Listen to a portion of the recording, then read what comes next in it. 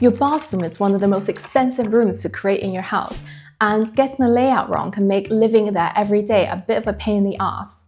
Well, not literally, but you know what I mean. So in this video, I want to go through some of the common layout mistakes I see again and again as an architect, and also showing you with floor plans, real-life examples and photographs, what I might do instead. So whether you're designing your dream home from scratch, you're renovating, or you're shopping for the next property, very lucky, I think just being aware of these mistakes can save you a lot of regret in the future.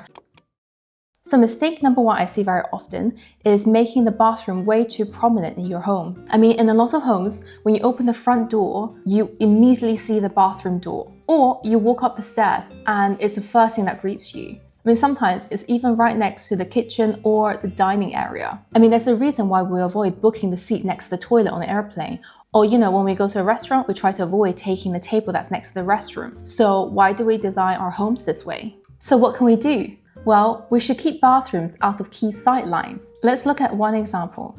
So in the top floor of this house, first thing you see when you come up the stairs is a door that leads to the toilet. So in this scenario, I would say that we do not need both of these bathrooms to have access from the corridor. So we make the bathroom that's the most visible at the top of the stairs into an ensuite. We can relocate the door so the bathroom door is not the first thing you see when you come up the stairs. Another solution is to add a buffer between the toilet and the rest of the space. Let me show you what I mean. So in this example, we can see that the toilet opens directly onto the dining area. So if we create a little buffer zone here and move the access for the toilet, I think it feels so much better for everyone involved. You've created some sort of separation zone between what's actually happening in the toilet and the dining table and the living room. If it's smelly, it's no longer that much of a problem.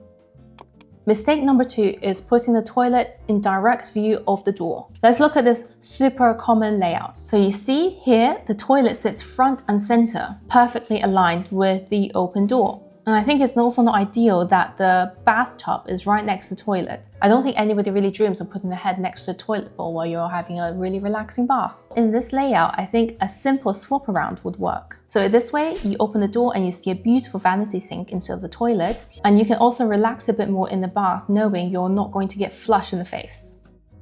Mistake number three is putting the bathroom too close to your head when you sleep. I mean, if we don't want to sit next to the toilet when we're eating, why do we want it next to our head when we're sleeping?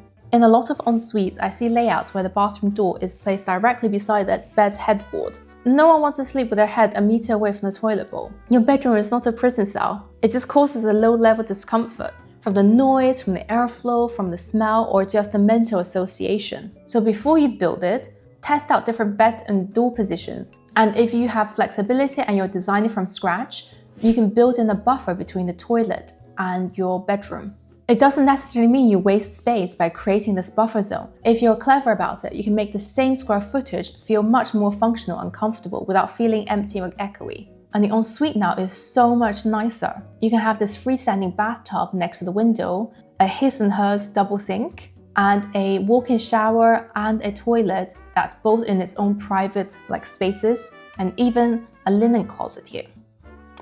Mistake 4 is placing the toilet right next to the bathtub. When we are taking a bath, it's supposed to be a really relaxing time, right? But I think if your head is right next to the toilet, it's a little bit stressful because you have this mental association that you're next to something a little bit gross. So in this example here, I would either swap around the toilet with a sink, or if you're a little bit experimental, you can combine the shower and the bathtub into this zone here. So this whole space becomes like a wet zone. I know that some people are going to say having a toilet seat next to the bath is actually pretty useful as a table, but I would personally prefer a bath stool or, a bath tray. Mistake number 5 is placing the bathtub so your feet directly point at the door. When your feet face the door, it feels really, really bad because you feel like somebody can open the door and jump at you. It just feels like a really vulnerable position to be in. So first of all, can you reposition the tub? If you just try rotating it, it would already solve the problem and you feel better. Can you adjust the position of the door? So mistake number 6 is not fully thinking through how the doors will open so they collide into each other. If the shower glass door opens outwards and sits in the same path as the main door, you create a really risky situation. So if the space is really tight and you can't avoid putting the doors in these positions, could you swap some of these doors out into like a sliding door or pocket door so they don't swing into each other like clapping hands? This isn't a strictly layout mistake, but I have to say it because I see it all the time and it's such a shame. And if you're detail-oriented and you like good design, you probably also spot this mistake all the time, and it probably also drives you mad. And that mistake is objects not being aligned. Whether that's the mirror, the toilet, the sink, it can be anything in your bathroom. And I feel like the bathroom of every home I've ever lived in has this issue. But if you're renovating or building your home, then you can do much better. So in this bathroom design here, the mirror is not aligned with the window, nor with the taps and sink and vanity unit. The toilet is also not aligned with the window. Do you see it? Does it bother you? And if it were up to me, I would probably design the bathroom so it's more aligned, like so. Doesn't that feel so much more satisfying to look at?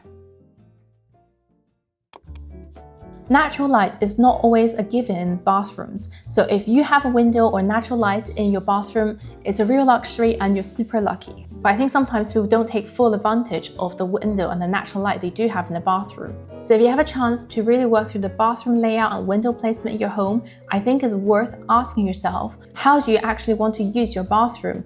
If bathing in the bathtub is your Sunday ritual, wouldn't you want that spot to get the best light and view rather than being tucked away at the back of the room? But if you're someone who rarely uses the bathtub and only do it at night like once a year, but you do like to play around with makeup and do it more often, doesn't it make more sense to put the vanity near the window?